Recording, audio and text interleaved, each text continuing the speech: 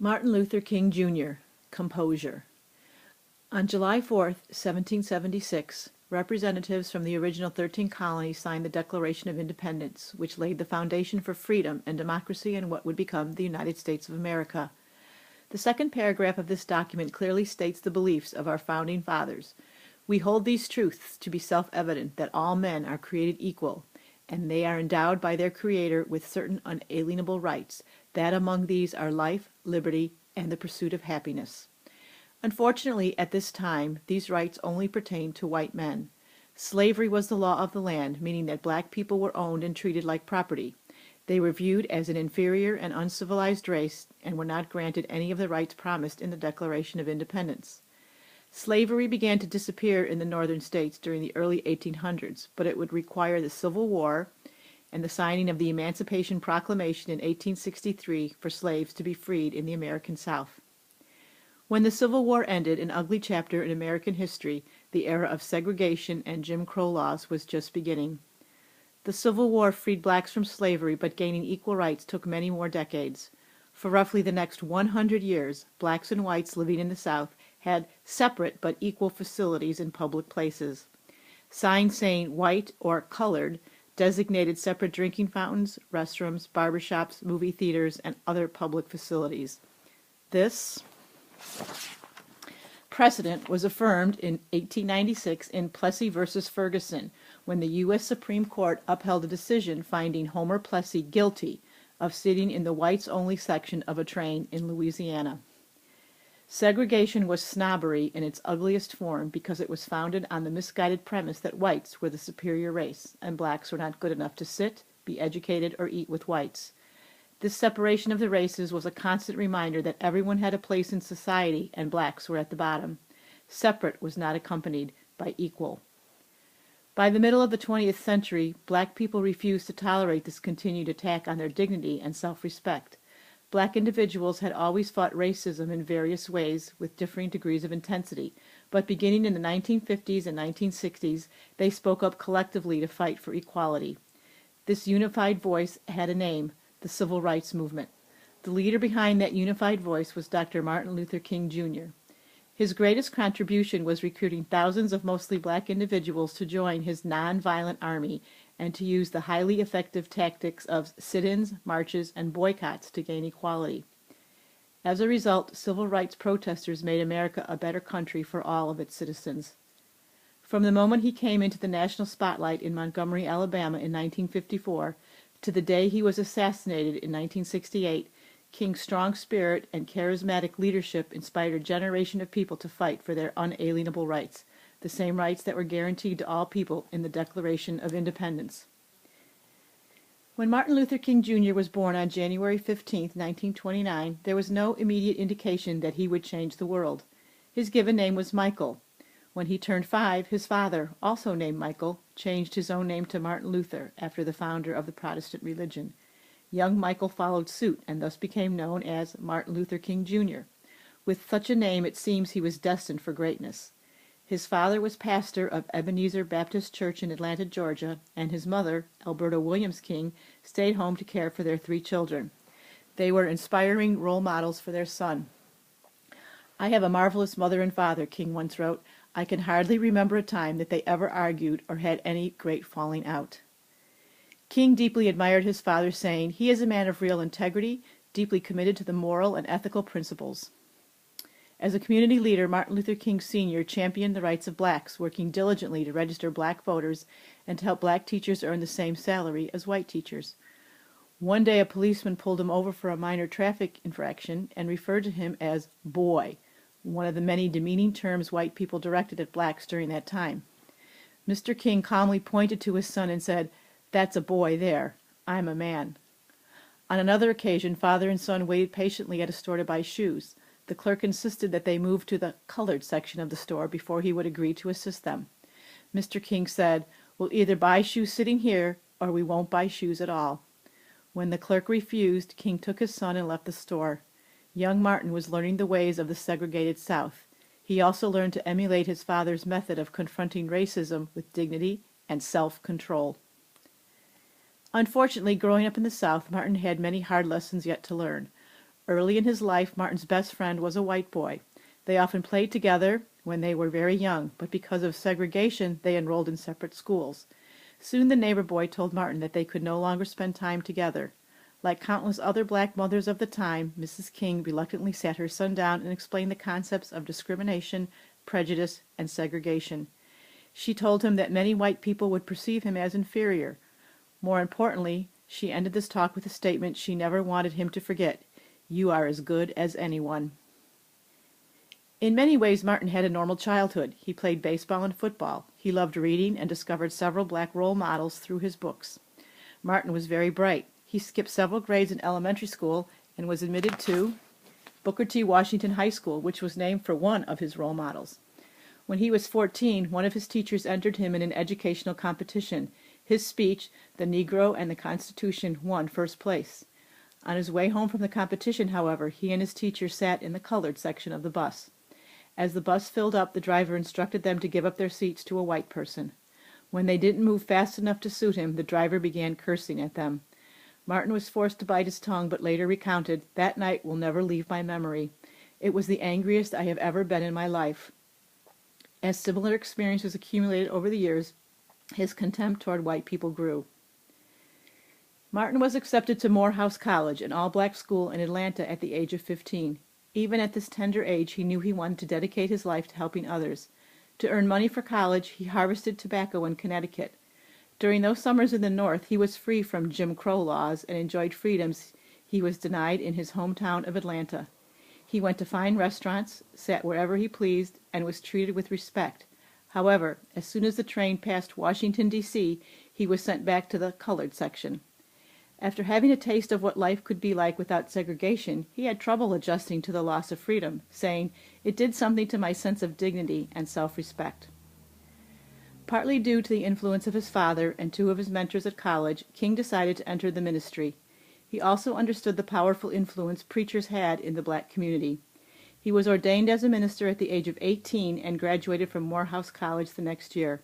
He then enrolled at Crozer Theological Seminary in Pennsylvania. After graduating at the top of his class, he entered Boston University to earn a doctoral degree. College was an enlightening experience for Martin. It changed the way he viewed the world. He began to interact with white people who empathized with his struggle to overcome racism and shared his desire to end segregation in the South. "As I got to see more of white people, my anger softened," he said. "I began to see that they weren't the enemy. The enemy was segregation itself." Martin also began to encounter philosophers and ideas that influenced his thinking and began shaping him as the future leader of the civil rights movement. He read the work of Henry David Thoreau, who coined the term civil disobedience. Thoreau wrote, "If a law is unjust, men should refuse to cooperate with it. They should be willing to go to jail for not obeying such a law." He was also heavily influenced by Mahatma Gandhi, who used nonviolent resistance to free India from oppressive British rule. "It was in this Gandhian emphasis on love and nonviolence that I discovered the method for social reform that I had been seeking," he said. He believed that he could help his race overcome racism and segregation by combining Gandhi's nonviolent resistance with Jesus Christ's principles of love and forgiveness. Martin Luther King Jr. seemed ready for greatness. His parents gave him a solid moral foundation, and his education provided him with a remarkable ability to think and reason. He was spiritually grounded and exhibited a calm demeanor, which gave him confidence even in difficult situations. He had a rare ability to lead people with his actions and inspire them with his words. The final ingredient was added when he married Coretta Scott. King said he knew he wanted to marry her after less than an hour of meaningful conversation. He claimed that she had all the qualities he was looking for in a wife: character, intelligence, personality, and beauty. They were married in June 1953. King later credited his wife for sustaining him through the tough times that would soon come. "I am convinced that if I had not had a wife with the fortitude, strength, and calmness of Corrie, I could not have withstood the ordeals and tensions surrounding the movement," he said. After graduating from Boston University, King had several job offers, most of which were in the Northeast. However, he and his wife felt a moral obligation to return to the South and try to change the plight of blacks there. King accepted an offer to become minister of Dexter Avenue Baptist Church in Montgomery, Alabama. Montgomery was often considered the heart of the South, because it was the most segregated city. From his church, King could actually see the spot where Jefferson Davis took his oath of office as President of the Confederate States. Although the Civil War had been over for 90 years, Confederate flags remained clearly visible, and the sounds of Dixie could be heard from his church. If King wanted to change things, he had certainly come to the right place. Not only was it the right place, it was also the right time. In 1954, the Supreme Court ruled on Brown versus the Board of Education, declaring that segregated schools were unconstitutional. This decision essentially reversed the Plessy versus Ferguson decision of 1896 and set in motion the wheels of change. On December 1st, 1955, a 42-year-old black woman named Rosa Parks further challenged the chokehold of segregation by refusing to give up her seat on a city bus. In Montgomery, blacks were expected to sit in the back of the bus and whites sat in the front. On her way home from work one day, Parks sat in the middle, the unreserved section. As the bus filled up with white people, the bus driver directed her to give up her seat for them. When she calmly said no, she was arrested for violating segregation laws. The following morning, King received a phone call from E.D. Nixon, who had just posted bond for Rosa Parks, and exclaimed, "We have taken this type of thing too long already." Less than 12 hours later, more than 40 ministers and civic leaders gathered for a meeting at King's Church. The leaders unanimously decided to organize a boycott of the city buses. They handed out thousands of flyers and passed the word through black churches. The following Monday, December 5th, the black community responded to the challenge. One empty bus after another passed King's house that morning. Thousands of black individuals walked to and from work, sometimes up to 10 miles. King said, "As I watched them, I knew that there is nothing more majestic than the determined courage of individuals willing to suffer and sacrifice for their freedom and dignity."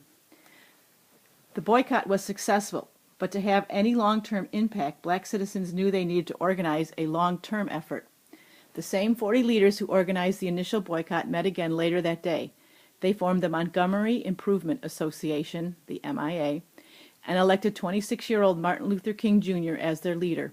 He was surprised to be chosen because of his age and the fact that he had only been a resident of Montgomery for just over a year. Nonetheless, he was pleased to accept the leadership position.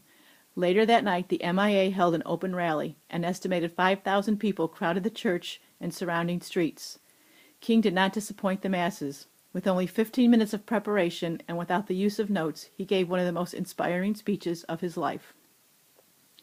"You know, my friends, there comes a time when people get tired of being trampled over by the iron feet of oppression. We are not wrong. We are not wrong in what we are doing. If we are wrong, the Supreme Court of this nation is wrong. If we are wrong, the Constitution of the United States is wrong. If we are wrong, God Almighty is wrong. We are going to work together. Right here in Montgomery, when the history books are written in the future, somebody will have to say, 'There lived a race of people, a black people, who had the moral courage to stand up for their rights,' and thereby they injected a new meaning into the veins of history and civilization." That night, the world was introduced to Dr. Martin Luther King Jr. through radio and television, and that night the black community unanimously decided to continue their boycott of city transportation until 3 demands were met. Bus drivers would begin treating black passengers with courtesy, passengers would be seated on a first-come, first-served basis, and black bus drivers would be employed on predominantly black routes.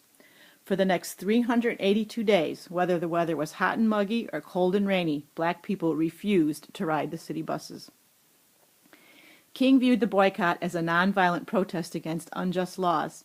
Years later, he wrote in his autobiography, "What we were really doing was withdrawing our cooperation from an evil system."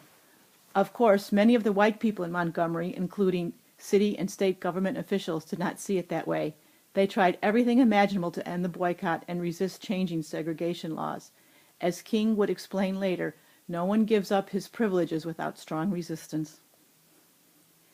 Much of the anger of the city's white leaders was directed at King himself. He was arrested for driving 30 miles per hour in a 25-mile-per-hour zone, the first of 30 times he was arrested during the fight for equality. He received up to 40 threatening phone calls per day. One such caller said, "Listen, nigger, we've taken all we want from you. Before next week, you'll be sorry you ever came to Montgomery." A few nights later, his house was bombed. His wife and firstborn daughter were in the house at the time, but both survived.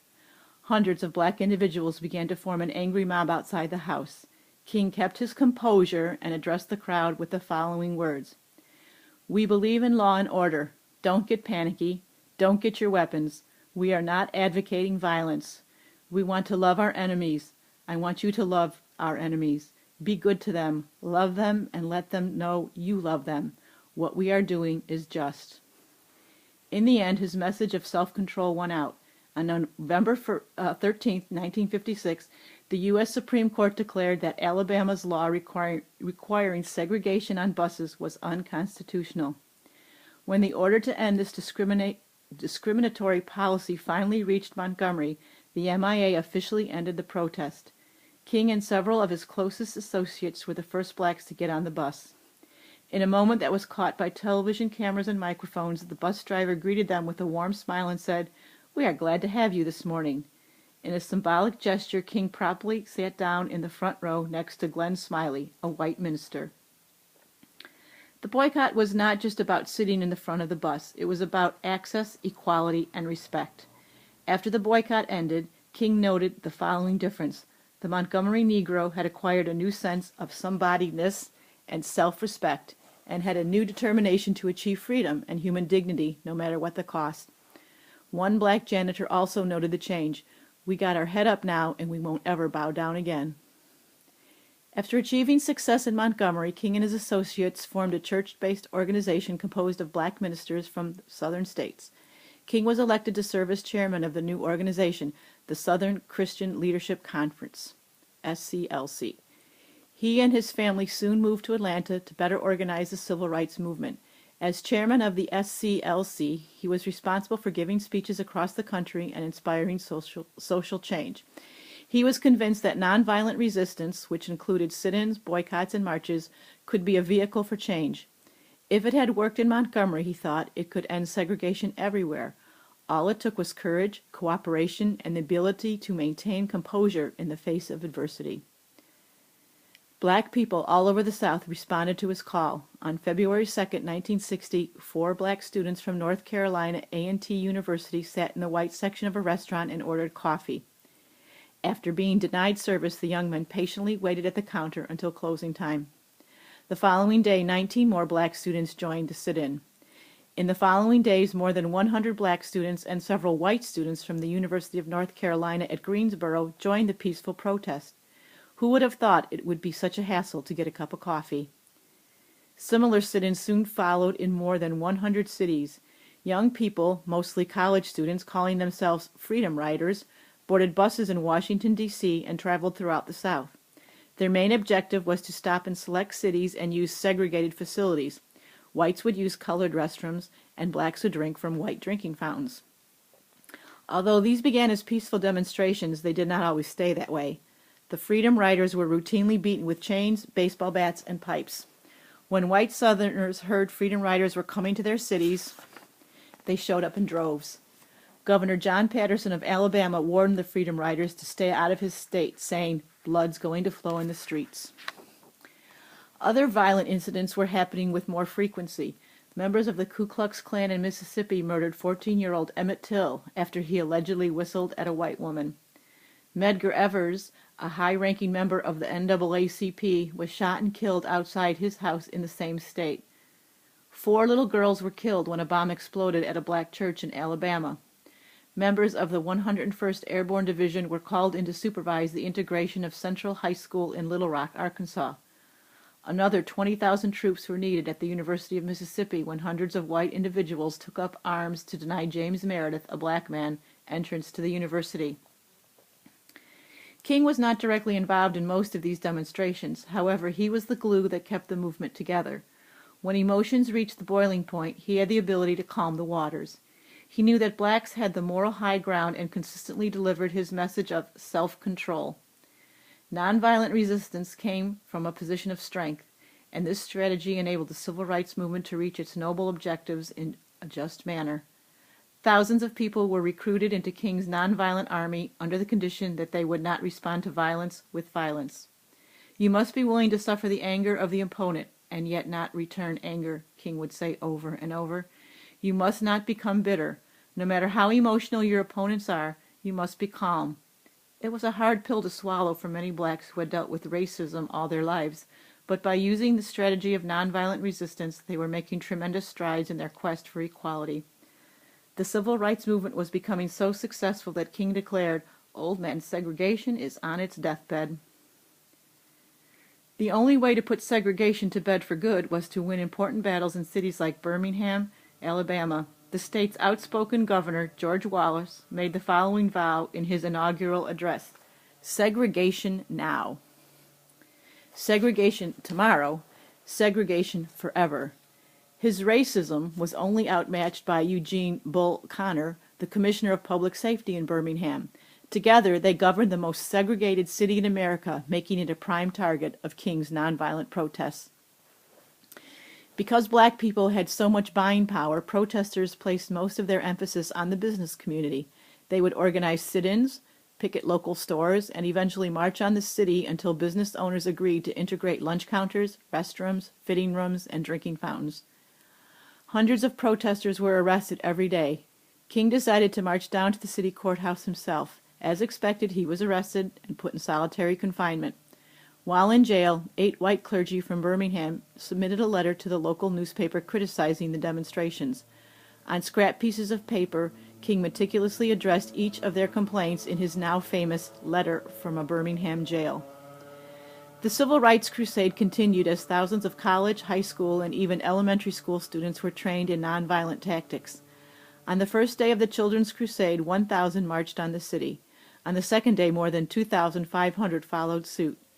In response, Commissioner Connor ordered firefighters to shoot powerful streams of water at the children and to release German Shepherd dogs on them. On the third day, the children returned in greater numbers, even more determined to prevail. Connor turned once again to the firefighters and yelled, "Let them have it." At that moment, the children knelt down and began to pray. Apparently mesmerized by the children's courage, the firefighters refused to turn on the hoses. The children politely stood up and marched by them without any further attacks. Birmingham's business leaders soon realized that the movement for equality could not be stopped. They quickly met all of the demands set forth by King. After Birmingham became integrated, it was just a matter of time before Jim Crow was dead and the walls of segregation came tumbling down. With more confidence than ever before, King led a march on the nation's capital in August of 1963. On the steps of the Lincoln Memorial overlooking the National Mall, he gave his famous "I Have a Dream" speech to more than 250,000 people. I say to you today, my friends, so even though we face the difficulties of today and tomorrow, I still have a dream. It is a dream deeply rooted in the American dream. I have a dream that one day this nation will rise up and live out the true meaning of its creed. We hold these truths to be self-evident, that all men are created equal. King had many dreams. He not only wanted to end segregation, he wanted all people to be treated fairly and equally. He wanted people to be judged by the content of their character and not by the color of their skin. He wanted racial harmony. He wanted to eliminate poverty. At every turn, King fought for these ideals, but in the end his dreams were cut short. In an eerie way, it seemed like he knew before his assassination that he was about to be killed. In his final speech, he said, "I just want to do God's will, and He's allowed me to go up to the mountain, and I've looked over, and I've seen the promised land. I may not get there with you, but I want you to know tonight that we, as a people, will get to the promised land. And so I'm happy tonight. I'm not worried about anything. I'm not fearing any man." On the following day, April 4th, 1968, King met with his staff to discuss a march that was to be held in Memphis, Tennessee. While on the balcony of his motel, he was shot with a high-powered rifle fired from across the street. The assassin was an escaped convict named James Earl Ray. Dead at the age of 39, King left behind a wife and 4 young children. His best friend, the Reverend Ralph Abernathy, conducted the funeral service. Afterward, 50,000 mourners joined the procession to the cemetery. Etched into King's tomb are the following words: free at last, thank God Almighty, I'm free at last." Before he died, King said, "If one day you find me sprawled out dead, I do not want you to retaliate with a single act of violence. I urge you to continue protesting with the same dignity and discipline you have shown so far." It would have saddened him to know that more than 100 American cities erupted into violence after his death. Millions of dollars in damages were reported and dozens of black people were killed. The National Guard, once called out to protect black people integrating southern cities, was now protecting cities from their wrath. But that violence is not King's legacy. Martin Luther King Jr. was honored many times during his lifetime. In 1963, he became the first black person to be named Time's Man of the Year. The following year, he was awarded the Nobel Peace Prize. At the age of 35, he was the youngest person ever to win this prestigious award. 15 years after King's death, President Ronald Reagan signed a bill declaring January 15th as a national holiday, memorializing Martin Luther King Jr. He is the only American to have a national holiday named exclusively for him. Now, every year, millions of Americans of all races can reflect on King's powerful message of tolerance, equality, and justice. His legacy reminds us what can be accomplished if we work together to overcome our differences. The ability to keep his composure in the face of anger, violence, and hatred is the single greatest factor that enabled him to change so many lives. We all have a duty to continue King's dream of freedom and equality in America. We must never forget the sacrifices he and thousands of others made to ensure all Americans might enjoy the unalienable rights guaranteed in the Declaration of Independence. And we must never take these rights for granted. Exercise your right to vote, study hard at the school of your choice, and find a way to contribute to society. Finally, we can honor King by learning to exercise self-control. There are many excuses to get angry, but no good reasons to lose your composure. When we have dignity ourselves and show respect for others, we are honoring the memory of Dr. Martin Luther King, Jr.